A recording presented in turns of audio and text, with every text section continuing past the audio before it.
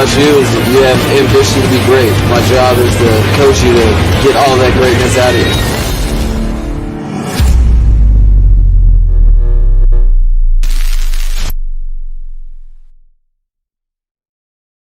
What's good, Fin Nation? What's good? It's your boy Reason, and we are back here for another one as we creep ever so closer to the 2022 NFL Draft.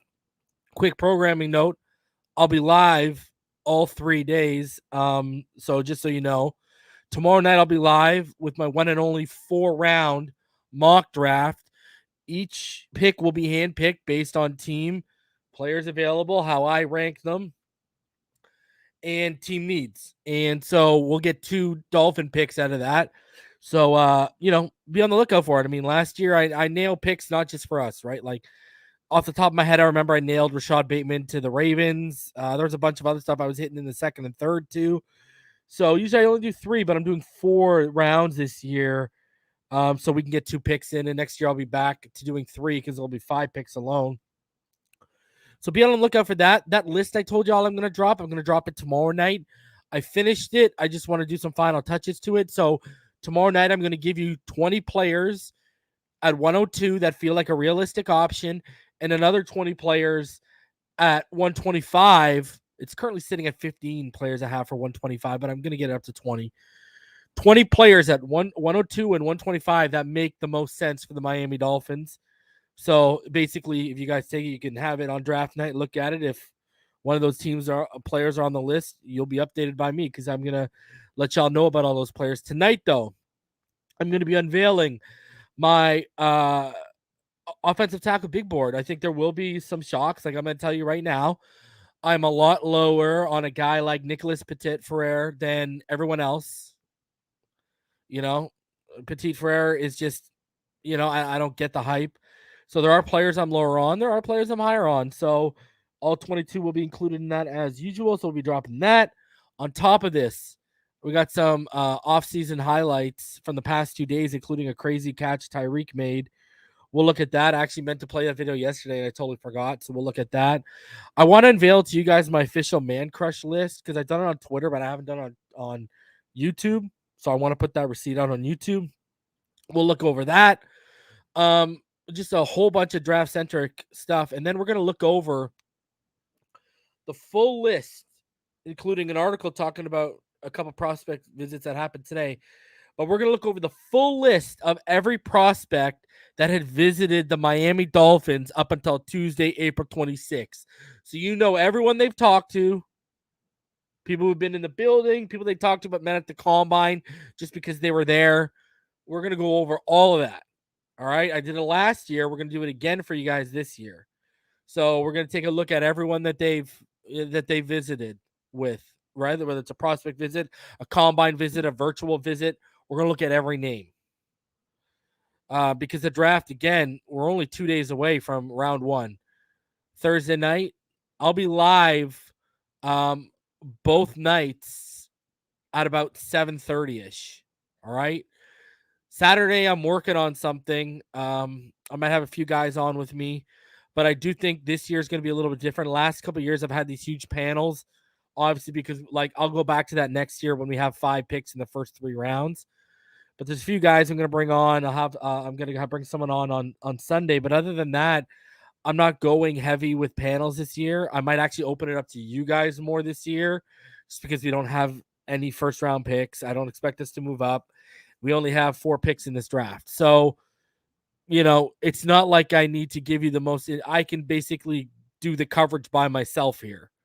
So, but I will have a couple people on Saturday and on day 3. And on day 3, there will be a 20-minute period where I will have a co-host take over because I will have to go make an appearance on the Big O show around 2:30 p.m. Eastern. So the draft is one of the busiest seasons on Phinside the NFL. Even when we only have 4 picks, I still bring you guys a ton of draft content, right? So, and actually I'm lining up some post-draft interviews with some draft analysts, and that we'll get in the mix here. So when next draft season comes, next year is going to be back to full throttle in terms of the big panels during the shows. And I'm going to, build some bridges with some guys post-draft that I'm going to have on here that are going to talk about the Dolphins draft, the Dolphins offseason, that I can then bring back on next offseason. All right. So next draft. So a lot of stuff coming on even after the draft. I know at least at 102 and 125, I will give you prospect profile videos. And depending on who we pick at 224 and 247, I may give you prospect profile videos for them as well. So you guys have some all 22 further in-depth scouting reports, even if I've already given you scouting reports like I did last year, right? I'd already given you guys scouting reports on Jalen Phillips. I'd been talking about Javon Holland for 2 years, and I did a video in October of 2020 saying 25 college prospects Dolphin fans should be watching, and Holland was in the top 10 with a mini scouting profile. So I gave you guys that. Then I gave you more in depth. I gave you one for Eichenberg. I gave you all a bunch. So we'll do the same thing this year as well, right? So be out on the lookout for that. The draft content doesn't even stop after the draft. It just keeps going and going and going, baby. So I know a lot of people are asking about the Debo to the Jets right now. As it stands, there is nothing, there's no finalized deal, but nothing's changed. The Jets have been working, they've wanted Debo since he became available. That was always the threat with the Jets. I've been telling y'all from the get-go. The Jets, the Ravens are another team I've heard that have looked around into the Debo situation. And I've steadily said, from what I've heard from the Jets standpoint, whether I've been up here or on a space, I've heard they're dangling basically what they dangled for Tyreek. Either the 10th pick or the 35, 38, the 67th pick, that pick they have in the 60s, and then I believe 111. Because those all equate, those 4 picks value out to the 10th overall pick. So, and then now the rumblings I've heard is either 10th and Mekhi Becton or the 35, 38, 67, 111, and Mekhi Becton. Because they're done on Mekhi Becton. The rumor is they're probably going to take, if Ika Mekwonu or Evan Neal are on the board at 4, they will be a Jet. Right? Personally, I would keep Mekhi Becton and I would draft Ika Mekwonu, and I would put Ika Mekwonu at left guard right next to him and try it out for a year and see what I get from Mekhi Becton for one more year next to Ika Mekwonu. And then if it don't work out, move off Mekhi, kick Ika Mekwonu back out. That could be man. I love Mekhi. I know he was my favorite tackle coming out of that class. My 2 favorites were Jedrick Wills and Tristan Wirfs. And I know Mekhi Becton was EM's boy coming out of that draft. And he got a lot of tools, man. A lot of tools. Yeah, Andrew Thomas was my 3, and then Mekhi was my 4, I think, if I remember correctly. And he got a lot of tools, man. A man that size. I know the work ethic and staying in shape and everything's a question, but man, you put him next to Ika Mekwonu, a guy who can push him, and you get a good staff around him, that'll be very interesting. That'll be very, very interesting. I wouldn't everyone's coming in and talking about Debo. Guys, listen, there's no truth to the rumor that the Jets and the San Francisco 49ers have completed a trade as of now. Now, are the Jets working on a trade? Yes. It's the same stuff they've offered for Tyreek. Again, I'll tell you because I see a couple new of you came in and asking about Debo and the Jets. It's a 10th, and I've heard Mekhi Becton has now been added to that, or 35, 38, 67, and 111 plus Mekhi Becton. Those are where the offers I've heard stand at. They originally started with those 2 draft capital packages minus Mekhi Becton, but in the last 24, 48 hours, Mekhi Becton's been added to those packages. It's rumors, man. Nothing's done, man. I told y'all when I talked about it yesterday or whenever, I've heard nothing changing in terms of, Debo willing to sign an extension either. I've heard nothing of that. Now I have steadily said when you look at the whole landscape of this situation, that not only are the Jets clearly a threat and desperate, but Joe Douglas is a very good general manager. And I've been saying that for years since they hired him.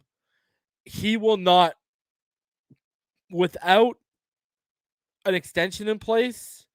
Whew, and the thing is, the state tax in New York.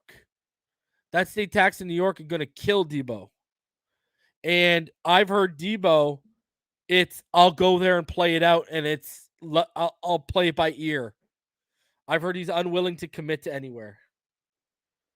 So we'll see how it plays out. I don't, listen, if this thing was done, it would have been leaking. This would have been leaking through the highest levels right now if it had been done. Now, John Lynch has been working on it, but this thing is not done. So I know people are coming in and saying Debo done, Debo done. No, Debo's not done. That's not to say he won't be a Jet, but as of right now, it's nowhere near done. Right? There's even mainstream reports that came out today, and it's all posture. I told you yesterday, John Lynch was just posturing when he came out yesterday and he said, he's the type of guy you want to keep around and don't want to trade. That's him telling you we don't like what we've been offered yet. So, I don't know. It's going to be interesting to see how it plays out, but anyone who's willing to pay a Tyreek Hill type of haul without an extension in place, that's so Jets. Because he's going to go there, they're going to shit the bed, and he's going to want out after 1 year. And he's going to say, I refuse to sign your franchise tag. Man, listen, let me put this with this one. Free agents have turned down going to the Jets because of the whole situation. Like, people try to joke that people don't want to come play with Tua. It's real over there with Zach Wilson. And I don't even think it's just Zach Wilson. People don't want to go play for the Jets right now with that situation. They're not a good team. They're not even like trending in the right direction right now. Like, does anyone expect them to vie with the Dolphins or the Bills for the top spot? Does anyone expect them to even vie with the Patriots for number 3 in the AFC East? People don't want to go there right now, let alone lock in for 4 years or 5 years with a team that right now, the early future outlook is not very promising.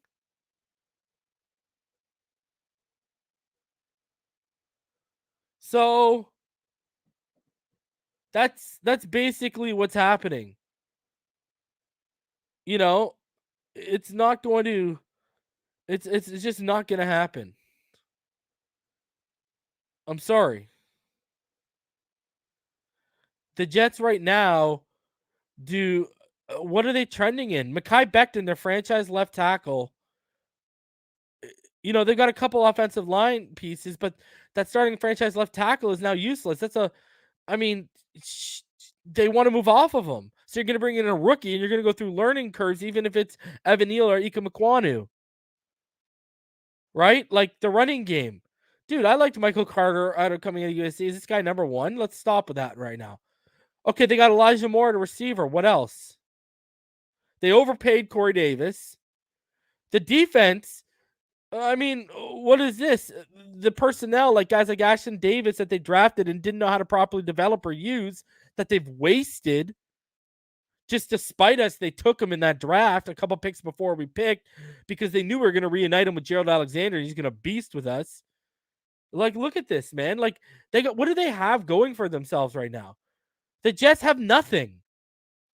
Literally, what do they have? Do the Jets even have a superstar on their team right now? No. Who are we going to try and pass off as a superstar that is a New York Jet right now? Name them. Why are you going to go there? Now, Elijah Moore is going to be a superstar in like 2 years probably. But, he's the only one I see with superstar. I don't see superstar potential with Zach Wilson. I don't. I just don't. The thing I kept pointing out that was really scared me about his film was when everything was structured and everything was clean in the pocket, he was not very good. A lot of his big stuff at BYU came outside of the pocket on broken down plays. When it was actually structured play, staying firm in the pocket, he was not very good. And that was very worrisome for me. Now, he had the tools and stuff like that, so you can coach him up. But, like,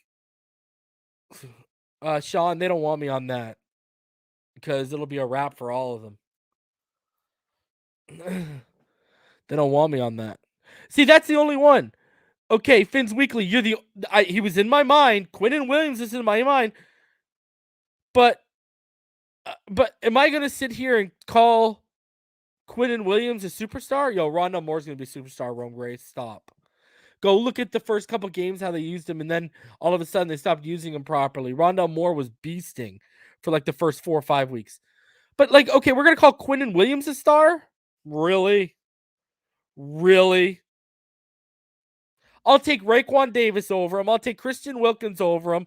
I'll take Emmanuel Ogba over him. All the guys. I'm talking about just the guys that can slide. Hell, I can kick Jalen in as an end. So I'll take Jalen over Phillips over him, too. I'm just being honest. Braxton Berrios is not. Now we're reaching. If we're trying to call Braxton Berrios a superstar, now we're reaching. Now we are reaching. When people start to call Braxton Berrios a superstar, we're reaching. Stop now. Let's stop. Okay? You know, exactly, Bari. Jamal Adams was the last star player they had. Let's call a spade a spade. And CJ Mosley was a star before his body started breaking down. So, I mean, Jets, Jets suck, bro. I mean, I know if I ain't signing no big extension. I ain't signing an extension with them. Not happening. Zach Wilson's mom is the best thing, is the only superstar for the New York Jets right now. I agree 110%. See? Mike says it's trying to think of one. It's too hard. Dude, we're gonna lose our mind and go insane if we try and think of a superstar on the They don't have one. And the only guy with superstar potential is Elijah Moore. Let's be real here. Let's call it what it is. Zach Wilson's mom and Elijah Moore are the biggest superstars the New York Jets currently have. That's it. Like, that's peak New York Jets right now. And Elijah Moore's potential and Zach Wilson's mom is a superstar just because she's Zach Wilson's mom and be wilding out on social media. Plus, I mean, we don't got to even go any further. You know what I'm saying? I'm sure we're all familiar with what MILFs are, and you know, so I'm just saying, you know, there's a better chance of, you know, Real Housewives of the New York Jets starring Zach Wilson's mom being a bigger hit than the Jets next year than the actual Jets themselves. That's literally the truth.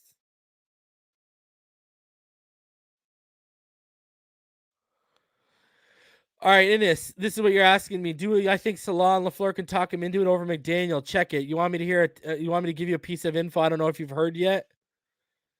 This is what I heard yesterday, and I actually said this on the show yesterday. So if you watched my show yesterday, you heard me.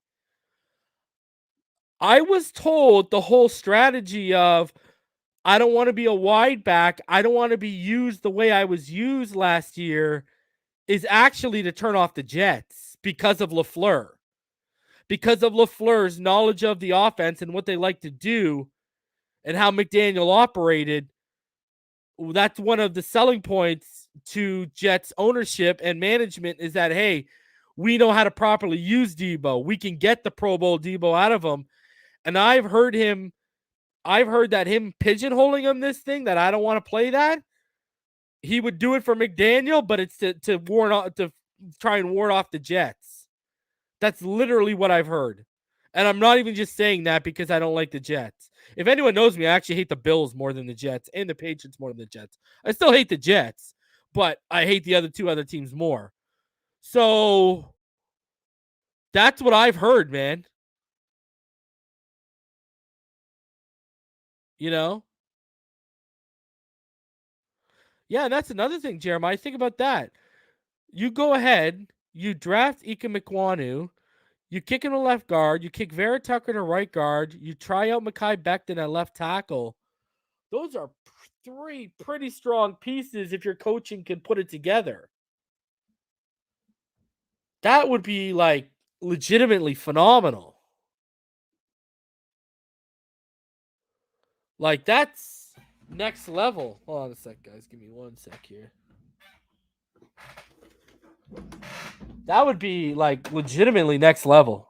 Like that would be a special line in a few years, I think, for sure. Let me just I see StreamYard is rolling down. Let's give me 1 sec, guys.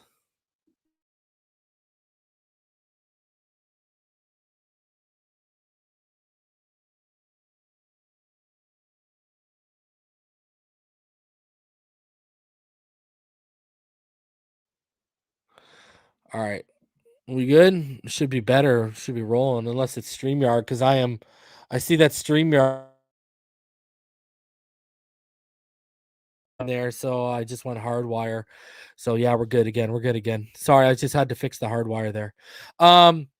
Yeah, Innis, 49er fans, they're wilding out. I'm telling you, from what I've heard, the whole play of I don't want to be a wide back, I don't want to be used the way I was used last year, is to play to ward off the Jets and LaFleur. That's what I've heard. To further ward them off because he knows how serious they want him. That's what I've heard, man. I mean, it is what it is. Believe it or don't, it doesn't bother me. And I'm not even talking to you strictly in this. I'm talking about everyone. That's literally what I've been told. And I've been told the 10th has been packaged with Mekhi Becton, and the second package of the 35th, the 38th, the 67th, and the 111th has been packaged with Mekhi Becton. And I've heard that. I said it yesterday. I said it again today. I've heard that Debo's stance has not changed, and it's not just the Jets, it's every team out there. He is weary of signing an extension right away. He wants to play it by ear. So that's what I've heard. Man, I told y'all from everything I've been told, it seems like it's Watson minus the no trade clause. That this guy is holding firm that if I don't get what I want, I'm just gonna try and do my damnedest to get into free agency next offseason. That's basically the vibe I've got. And teams are also leery of packaging a ton because they're afraid of his connection to the Dolphins of either they know he wants to play there and either he's going to try and get there now or he'll hold off on signing a franchise tag and try to force a trade next offseason. And whoever gives up assets for him this year will be right back in the mix. And for a team that the Jets, who we just named, have only two superstars on their team, Zach Wilson's mom and Elijah Moore in the making. He's not even a superstar yet. So Zach Wilson's mom is technically the only superstar right now, fully blown. Well, then what up? Then they're screwed for giving up assets. So we'll see how it works out, man. Another thing, I think we just got to play it by ear. That's all I can really say. We got to play it by ear. All right. Now, with all that said, ladies and gentlemen, I want to kick things off. We're about to hit 25 minutes. There's about 320 of you in the room. Smash that like button, subscribe if you're new. What we're going to do is we're going to start off. I'm going to unveil my top 10 offensive tackle big board, which will obviously, as always, include not mini, but scouting reports, and then all 22 footage for the top 5 guys in this class. Then after that, I want to unveil my man crush list of this draft class to you guys. Then I want to take a look at all the prospect visits the Miami Dolphins have made up until today, with the draft only 48 hours away. There's not going to be many more guys coming in. And then also we're going to see that they had a couple more visits today that we'll be able to add to the list. And then I quickly want to show you guys highlights over the past 2 days of what's gone on at phase 2 of the offseason program with the Dolphins, including a crazy catch by Tyreek Hill. So we'll look at all that stuff. And with all that said, let's get started. Let's get into it. Again, smash that like button. Help me with my friend Algorithm. And with that said, we're going to kick this baby off.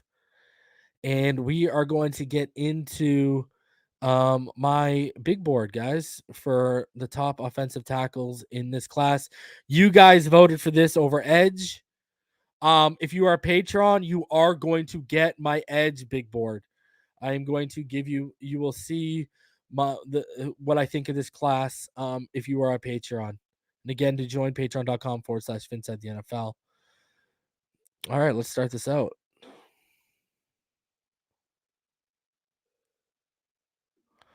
All right. So as you can see, I start off with a little bit of controversy. I'm lower on Nicholas Petit Frere and Rashid Walker than most guys out there. Um, that's just what is. Oh, by the way, shout out to Mems. He said, $5 donation. He said, Uso, hope your family is well and healthy. You sounding and looking healthy.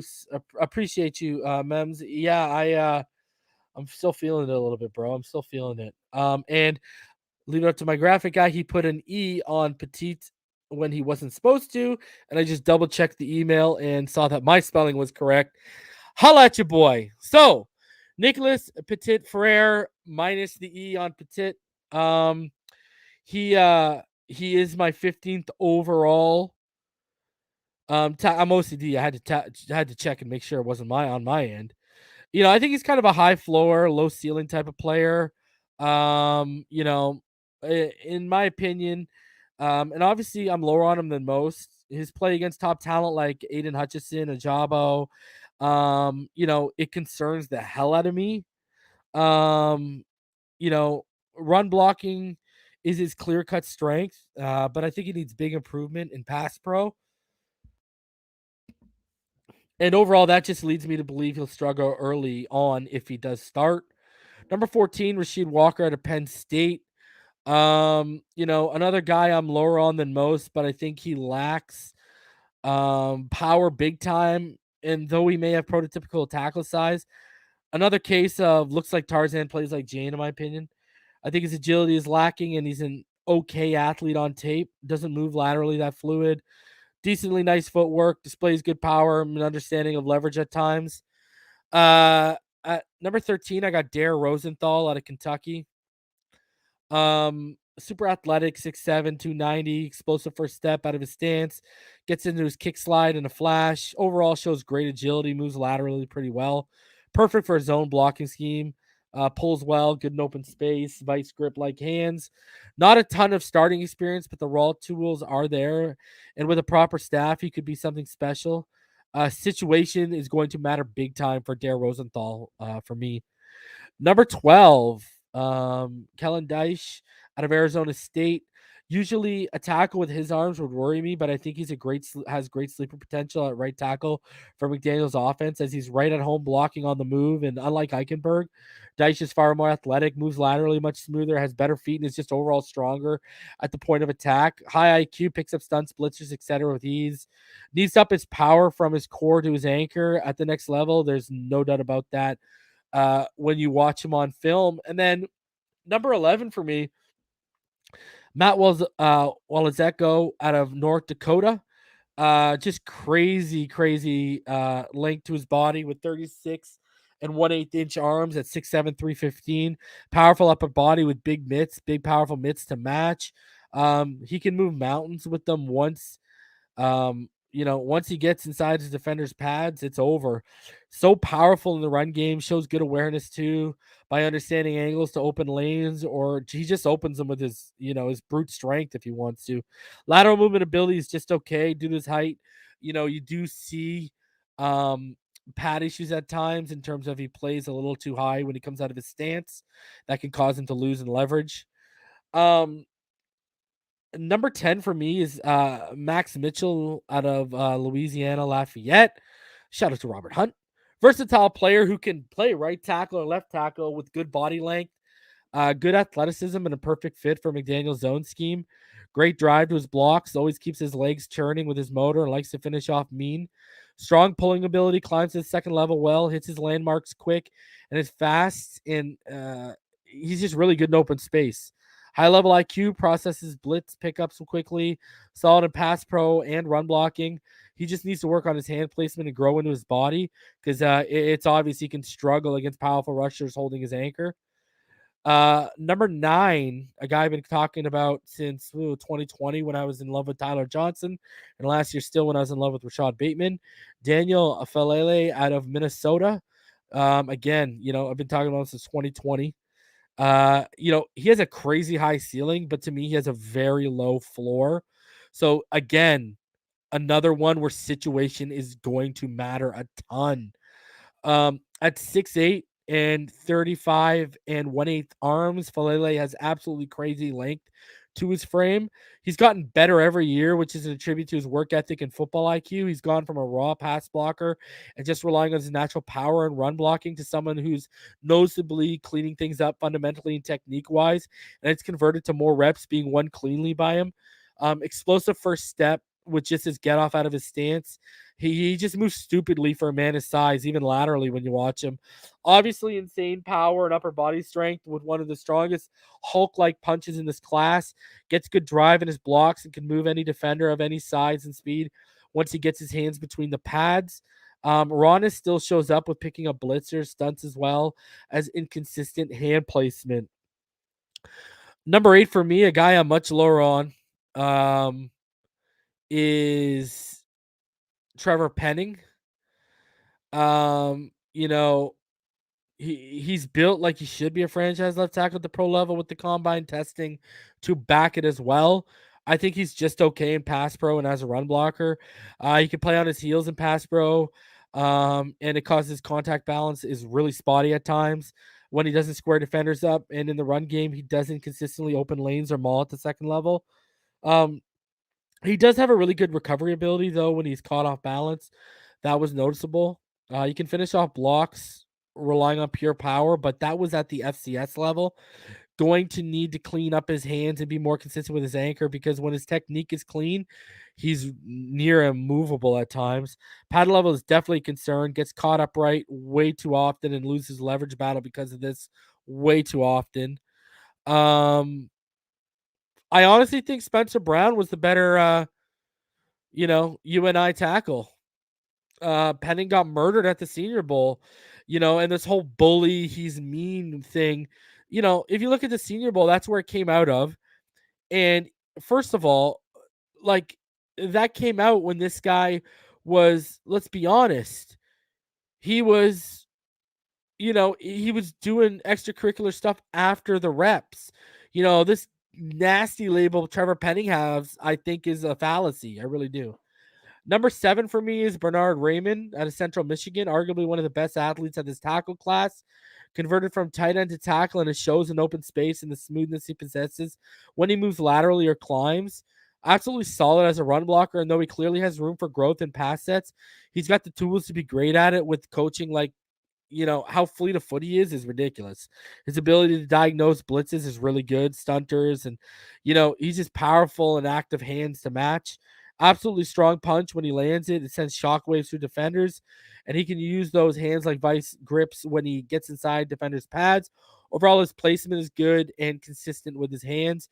Great frame at 6'7", 305. Already added 70 pounds when he converted to tackle and is probably going to put on some more as he bulks up and improves his play strength at the next level. Raymond didn't allow a single pressure over his last 6 college games, and it was evident he kept getting better and better with more reps. Situation he drafted to is going to matter because I think he has a high ceiling based on where he goes. And then number 6 to me might shock you guys a little bit if you've ever listened to me talk about the tackle position just because of his measurements. But the length may worry some of you, but I think he'd be a high caliber starting tackle or guard at the next level with Sean Ryan. He's very good in both pass pro and as a run blocker. It's going to come down to preference of who drafts him out of UCLA. Again, like with Deitch earlier, I think his feet are quicker and he's a much overall better athlete with better recovery skills than Eichenberg, which will give him a better chance to stay square and hold off longer explosive pass rushes at the next level. Whereas like Eichenberg don't have the length, don't have the athleticism, don't have the explosiveness or the recovery skills, none of that. He understands leverage so damn well. Really shows with his pad level. It's so consistent. And in the run game as he drives through defenders, great bend and ability to sink his hips allows him to set a really strong, consistent anchor. I think Ryan, has some of the more consistent and better hand placement of anyone in this draft with high level processing and football IQ. Honestly, arm length is my only issue with him. Besides that, I think he's a very high floor player with definite upside to his game. You know, yeah, I like him. I really do. I know some people have him moving to guard. The guys that I have moving to guard from tackle are Luke Godecki out of Central Michigan, Darian Kennard out of Kentucky, and Kenyon Green out of Texas A&M. So those are names you are not going to see on the list, and that's why you haven't seen them on this list so far. So I think Godecki, Kennard, and Green are guards at the next level. But I think Sean Ryan is he's so clean. I think he's so smart, and I think he's got a lot of the attributes that'll make up for lack of length at the next level. So, I think he can be an all-pro tackle or guard, either or. Not all-pro, I think high caliber, sorry. Let me rephrase that. I don't want to get labeled as a all pro. So number 5 for me is out of Tulsa, Tyler Smith. So you're going to look for him when we get to the highlights, all 22 of him on the left side, number 56. Smith is an absolute monster mauler as a tackle, and he really gets to show it off with the run game as he is as dominant as anyone in his class. If not, he may be one of the most dominant run blockers. Just stupid, crazy strength at the point of attack. It's honestly scary to think how strong he will be in a few years with NFL conditioning as he finishes filling out his 6'5", 324 frame, and he's only 21. Has the nastiness you want to see in a franchise tackle, wants to pancake every moving object in front of him. Really good athlete who's agile with better than average lateral movement, seals blocks well, no issue with down blocking, playing in open space with good knee bend and drives to his blocks. Hard, good anchor and active, destructive hands that can put a defender on their ass with one pop or drive them 10 yards back if he gets them inside a defender's pads. Though he's not overly explosive out of his stance off the snap, he does have very quick feet and great recovery ability if he does happen to get a step behind. Great balance. Never going to see Smith consistently working off his back heels against defenders. Needs to work on his pad level. When I saw him lose a leverage battle, it was usually because he was upright, playing high. And I do see, the one thing I did see is he can be a little too aggressive at times. And by that means he can get caught lunging. So he's going to need to clean that up, the lunging. But, I mean, you look at him on the left side here. Look at him just drive that man down. Just use the force against him. Again, look at this. Just uses his own power against him. The edge rushers to power. Smith is a smart player, man. Look at him here. Just move. Just move for the run lane. Look at that. Nice little pancake. Look at that. Just moving men for the run lane. Let him tell you, he's nasty. Just finishes them there. Woo! Number 4 for me, Abraham Lucas. One of my man crushes. And the reason why I have him so high, too, is because I think he could be a starter at right tackle day one. I've been talking about Abe Lucas since 2020 on this channel when I started watching Max Borghi. I'm just overall a huge fan of this kid. One of the more athletic guys at the position. I think his lateral movement is absolutely phenomenal. I think he has a very explosive first step. I think he's very quick into his kick slide. I think he's one of the most underrated anchors in this class. Watch him at right tackle here, 72. Guys, you're going to see film here against Oregon. He stood his ground against Kayvon Thibodeau. He put that anchor on full display, and he won almost all of his reps with ease against Kayvon Thibodeau. Great punch. And everyone knows Kayvon Thibodeau, to me, is edge 1 in this class. Great punch. And overall, Lucas displays really good hands. He consistently places them well with good power behind them. He does show. Look at him here look at him. Just hold off Thibodeau, no problem. Shows good ability in open space, can not only move well, but is always looking to work with what you love to see. At 6'6", 315, Lucas also displays really good play strength and lives by my saying he has more pop in his hands than a can of soda. Has that nastiness you look for in a tackle, too. Lucas looks to seek and destroy like a missile when given the chance. I think he's a perfect fit at right tackle for the Miami Dolphins. I just think the one thing I would say is, Abe, work on your pad level a little bit more. But look at drive one man and then pick up the late defender there. Look at that. Absolutely clean stuff. Look at him just open up that run lane for his back. I mean, and look at here. He's going to take on Kayvon Thibodeaux right here. And he's just going to look at him here, right tackle against number 5, Kayvon Thibodeaux. And he just drives him inside onto his back. What a rep. What a rep. And you're going to see it here again.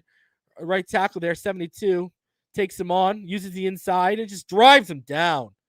I'm sorry. I showed you just, 2 years worth of clips against Kayvon Thibodeaux, and ain't a damn thing changed. He played him well. Abe Lucas, if he fell at 122, I'd do goddamn cartwheels if they drafted him. So Charles Cross out of Mississippi State. I love the top 5 of this class and love them more and more as we get higher. There's no Worth, Slater, or Sewell, but Cross, Ekwonu, and Neal are right there. To me, they have all super high ceilings. Cross is a high-level athlete with quick feet, phenomenal lateral quickness, which gives him good depth to his pass sets and mirrors so well. I think he's underrated as a run blocker because I've seen good technique, great hands, and a guy who has some downright dominant reps when you watch him on film. I think he's one of the best pass blockers in this class. IDs blitzers well, picks up stunts, great footwork, locks out his arms well, and you never see him out of position. Has a never-ending motor and competitive fire that seems to never extinguish. Cross is the definition of a guy who just never takes a rep off and leaves it all on the field. Played right tackle before being moved to left tackle as a junior in high school. He would be beyond incredible in Miami's offense. And I think it'd be no problem shifting to the right side. Really strong at the point of attack, though I wouldn't call his overall play strength powerful. Seems to not only have an answer for a defender's first move, but their second move and any other counter move they have as well. Overall play strength and anchor does need a little bit of improvement at the next level. And because of this, you can see issues pop up on tape with bull rushers now and then. And, kind of like Evan Neal, I wasn't overly blown away by his play in open space.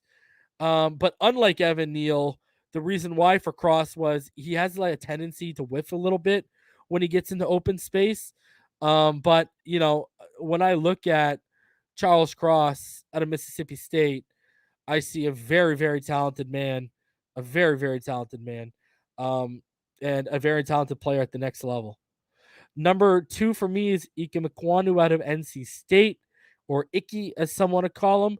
The more I dove into Ekwonou's tape, my boy Neil Driscoll suggested him probably in like October for me to dive into him. And so I did back in October, and I kept diving as more film came available. The more I fell in love with this guy as the more film came available. He and Evan Neal are clearly the cream of the crop, like they came from a Macho Man promo. Ekwonu is a pancake machine, especially in the run game, where he's arguably the best run and nastiest run blocker in this class. You could even say Ekwonu defines what you want in a mauler. Phenomenal play strength, lead at the point of attack, and really one of the best anchors, if not the best anchor in the class. I think he'd be an all-pro at tackle or guard. It doesn't matter, and he could even reach Pro Bowl level in year 1. Wouldn't shock me. Locks his arm out to keep defenders at bay, so clean, never gives up his chest. Rarely the inside either. He's fundamentally and technically sound, polished. His initial punch doesn't just stun defenders, it straight up staggers them. And he plays at such a good pad level and with such good balance. He's so smart, great pre-snap communicator and identifier. Nothing gets past this guy, and his transition from guard to tackle has been super smooth because of this. He was offered scholarships to Yale and Harvard. Snatches defenders down into the grass. Such a good lateral movement in open space. Concrete hands that lock you down if he gets them inside you too. As great of a run blocker as Ekwonu is, I think he's just good in pass pro. He shows a little bit of an issue with speedy, bendy guys off the edge, but nothing that would make me label it as a major red flag. His hands can get outside the shoulders and cause issues too. So I would say he does need to, clean up the hand placement a little bit. But overall, man, you put him on left guard, you put him on left tackle, this guy is a franchise guy at either spot. I truly believe that. And, Jacksonville, if they take Trevon Walker over a guy like Ike Ekwonu or even Evan Neal, I want what they're smoking, and their whole scouting department should probably be fired. Number one for me is Evan Neal. He's my OT1 all year. I never wavered on Neal. He remains at the top of my list as the best overall tackle prospect in this class, even if the Dolphins have zero chance of drafting him. His tape was so fun to watch, like a few others in this class. Miami won't have a chance to draft. Neal not only is built like an ideal starting franchise left tackle or right tackle, he has the strength and sheer power to match. He will drive defenders back with ease, it seems at times. On top of his overall fantastic athleticism and strength, Neal is so explosive out of his stance off the snap that he can catch defenders off guard, and before they know it, his cinder block-like punch is staggering them, or he's got both hands between the pads, and it's literally over before it even started for the defender. Not only is Neal built like a tower, his arms are as long as vines, and the overall length to his body always shows up to his advantage when you watch him. Obviously has fantastic lateral movement ability to his game, mirrors defenders so well with beautiful footwork, keeps his whole body aligned, and his feet, hands, torso, and eyes are never out of sync. One of the best in this class at resetting and re-engaging defenders. Also, his recovery ability I saw was very good. One of the most impressive things about Neal is just how clean and polished he is with his technique and fundamentals when you add in the power and size. And his contact balance does need a little bit of work. And he needs to stop getting caught at a high pad level here and there. And I was actually surprised, like I was with Cross, how he's just okay in open space. He's not bad, but he's definitely not elite. So, when we break it down, that is the tackle class to me. I think, I really like, the top of the class a lot, but we're not going to be sitting there in any chance to get any of these guys. Let's be honest with ourselves. So, all just a pipe dream. It is what it is. Hey, if you guys disagree or you agree, let me know in the comments, right now or after this goes live. Obviously, not everyone's going to agree. This is just what I saw when I broke down the All-22, when I broke down the film, when I watched hours and hours and hours of all this stuff. So, again, including my edge, big board, we are, I will have, I've watched over 140 prospects this year. So, the Edge Big Board will be coming to Patreon though. So, be on the lookout. That'll come tomorrow or the day of the draft, before the draft. So that'll come though, because I do think our Edge is definitely on the list for us. And then, now that I've given my big boards officially for everyone, I wanted to do what I do annually and show you guys my man crush list. And this is how it works out for me. At quarterback, Sam Howell. Everyone knows how I feel about him. He's my quarterback 2 behind Malik. I like him better than Pickett. I like him better than, Pickett's my quarterback 6. I got Corral, Strong, Howell, and Ritter higher than Pickett. But Sam Howell continues to be my man crush at running back. Rashad White, Kyron Williams, and Sincere McCormick. When I found Sincere McCormick last offseason, I really loved what I saw. Kyron Williams, again, the combine scared the hell out of me and had him drop from RB2 to like RB7 on my list, on my big board. But the tape is so good. And Rashad White, just one of those guys, as you watch him, you just fall in love with him more and more. And then just sit back and think about the tape, you fall in love with more and more. At wide receiver, Drake London, David Bell, and George Pickens. Now, I know I had Pickens as my wide receiver 9, but like I said, if you watch that episode, that was strictly based on his red flags, which obviously has taken a serious effect with actual scouts and evaluators at the NFL level, because there are guys raving that he's a top 3 talent, but they wouldn't touch him because of his flags. So it wasn't far-fetched what I did. David Bell, everyone knows I love him out of Purdue, and Drake London, a guy who was banging the table for all, last season out of USC. Trey McBride is a tight end I like. Abe Lucas, that we just went over, is my favorite, my man crush tackle. My man crush, and that's because I've been talking about him since like 2020. My favorite, my man crush guard would be Kenyon Green out of Texas A&M. Obviously, at center, Linderbaum. If I had to pick out someone other than Linderbaum, the obvious choice, it would either be Juergens or Fortner. At tackle, Philadarian Mathis out of Alabama. is my defensive tackle. At a defensive end is Boy Mafe, who I think would be so good in our on our team. And then linebacker Leo Chanel and Chad Muma. You guys know that. At corner, Kari Elam and Tyreek Woolen. And then at safety, Lewis Klein. And at punter, obviously, the left leg of God, Matt Ariza. But that is my man crush list, as those are guys that I like. Those are guys that I enjoyed watching the film of. So, yeah, those are my man crushes for this class. Not necessarily the best at each position. I mean, other than Linderbaum and Drake London for me. Let me see. Yeah, Linderbaum and Drake and Matariza, but just people you enjoyed watching and players, you're rooting for, that you'd love to see end up in your colors.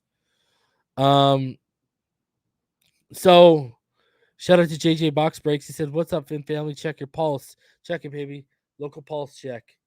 $1.99 donation. I appreciate that, my friend."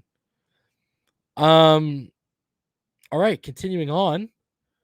I wanted to take a look at all the prospects that have currently visited with the Miami Dolphins, because there's some interesting names on this list. So, Christopher Allen, inside linebacker from Alabama,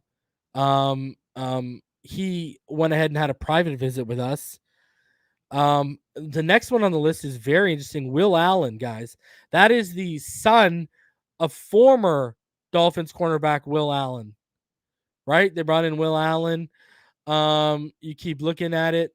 Darren Bland, cornerback out of Fresno State, had a private workout. Will Allen had a workout. Treylon Burks, they met him at the combine. Wouldn't read too much into it. James Cook had the private workout because he came in for that when you could bring in local talent. Nick Cross, the safety out of Maryland, who's a realistic possibility at 125. He had a private workout. Cortez Davis, defensive back out of Hawaii, had a virtual workout. Tyrion Davis Price, running back out of LSU, had a private workout. Jahan Dotson, they met him at the combine. Daniel Falele, they met him at the combine. Zion Gilbert, he had a local visit. You look at Matt Henningsen, the defensive end out of Wisconsin that they brought in just a couple of days ago. He had a private. Fallon Hicks, cornerback out of Wisconsin, had a local visit. Jermaine Johnson, defensive end out of Florida State. They met him at the combine. There's actually a top 10 talk about Jermaine Johnson going on right now. George Karlaftis, someone who I'd take over Travon Walker, who's rumored to go number 1. They met him at the combine. Darion Kendrick, cornerback out of Georgia, they had a workout. Again, another name that makes sense at 125. Derek King, quarterback out of Miami. He had the private workout with a local workout. Darian Kennard, they met him at the combine. I project him as a guard. Tyler Linderbaum, they met him at the combine. John Michi, met him at the combine. Christian Rambo, all of you fans will know, met him at the combine. Tyler Smith out of Tulsa, they had a pro day workout and meeting with him. Cole Strange, they had a private workout with the guard / potential center at Chattanooga. Demetrius Taylor, defensive tackle out of Appalachian State. He came in and had a local workout. Channing Tindall, a guy, if he's at 102, they got to really consider him. He had a private workout out of Georgia. Zach Tom, again, had another, they brought him in and they had a private workout. So you look at the names, a lot of interesting names on this. Continuing on, Jalen Watson, cornerback out of Washington State, had a virtual meeting. They met with Zamir White at the combine, who could be available around 125. Jameson Williams, they met him at the combine, but he's not going to be around. Jalen Williams, cornerback out of Indiana, they had a workout with him. They met with Malik Willis at the combine. And JT Woods, and then another guy at 125, that could be a possibility, safety out of Baylor, they brought him in for a private workout. So quite an extensive list when you actually look at it and the homework being done. How extensive? Guys, the Rams have only have 3 known visits here. Compare that to the Dolphins with 4 picks and look at this. That is a very extensive list. And you know what I like? It's not top heavy. And the top heavy guys were mainly combine visits before we even moved off that first round pick. So that tells you they're doing a lot of mid and late round visits right now. They're using it smart. So you love to see it, man. You love to see it. And then continuing on with visits, today the Dolphins brought in, some more draft prospects. Interesting here. The Dolphins, looking for competition for Michael Dieter, have done a lot of work on centers before the draft and brought at least a couple of team headquarters. Among those visitors, according to the Draft Network, was Cole Strange. And everyone knows Cole Strange. I have him as a guard, but if they can convert him to center, Cole Strange is better than Alec Lindstrom. Cole Strange, to me, the best guards in this class are Kenyon Green, Cole Strange, and Zion out of Boston College, Zion Johnson. So, again, Daniel Jeremiah, Cole Strange is somebody I think all outside zone teams are going to love. He can really move. He started 44 games. Only one of them was at center, but then he goes to the Senior Bowl, played center all week, and was really, really competitive. And if you look at the Dolphins coach Mike McDaniel, how smart he is and his reputation, then you look at a guy like Cole Strange, who was looking at the service academies and was engineering major and is really, really brilliant guy. I think that it's an interesting fit. So, again, whether he'll be available at 102 is legitimately iffy. I think he'll be gone by 102, personally. But new Dolphins offensive line coach Matt Applebaum had contact this offseason with his former player at Boston College, Alec Lindstrom. So, I mean, again, this is who I'm expecting them to really look at 102. That's the name that I have circled. And a guy who y'all know I loved, and I even said when I watched the center class, if you go back to my report of him, I loved him. Luke Fortner. Daniel Jeremiah said Luke Fortner would also be a good scheme fit for the Dolphins at center. So, and then, Matt Miller, he said, rarely do you find a day one starting center in the late round, but the Dolphins could strike gold with Fortner available at 102, and he has this taking him at 102. He also has experience at guard. Should Miami want to kick him outside, a click in Mike McDaniel's zone rushing scheme. So centers projected in the third, fourth round range from Zach Tom, Donovan West, and Lakedia Smith. Listen, I like Fortner at 102. I like Juergens at 102. And I like Donovan West at 102. Those are the guys. I think Alec Lindstrom would be overdrafted at 102. Now, we just spoke about him. Alabama linebacker Chris Allen flew to the Dolphins headquarters for a visit this month. The source confirmed. And, he's a guy who is just riddled with injuries through his career. He was a second team All SEC in 2020, but missed all of last season with a foot injury sustained in the opener. Another one too is, again, another one who makes sense at 125, Georgia's Darion Kendrick. Multiple, and look at, we're always said the Dolphins always look to add multiple cornerbacks during the draft process. Get ahead of it because Byron's leaving next year. So, interesting stuff. And then this is, I wanted to, cornerback Will Allen Jr., the son of former Dolphins cornerback, Ivy League standout. So he's a smart guy. I actually haven't watched this film. I'm going to watch it now that I see we worked him out. And then when you look at Dane Brugler, he was awesome at the Athletic. He had us taking Dominic Robinson at 102 and Darian Beavers at 125. I wouldn't be mad. Dominic Robinson is out of Miami of Ohio State. I actually have him more at the 125 range. I actually flipped them. I had Darian Beavers at 102 range and Dominic Robinson at 125 on the list I'll be dropping for you guys tomorrow. And then he had us taking Ty Chandler at 224 and then Dawson Deaton at 247, who was he was like near the bottom of my center big board. So Interesting stuff. And then really interesting here. Check this out. Count ESPN's Marcus Spears among analysts who believe the Bills are no longer significantly ahead of Miami in the AFC East. They should compete with the Bills based on personnel where they are now in their division. Gotta love it. Even Marcus Spears is seeing we are a legitimate threat to the Buffalo Bills. Again, we go 5-1 in the division. I'm sorry. We go 5-1 in the division this year. I just truly believe that. All right. So let's get into this even further a little bit. I wanted to show you guys highlights from the last 2 days. From off-season phase 2. I put together the highlights that they put out. So let's start off with yesterday's.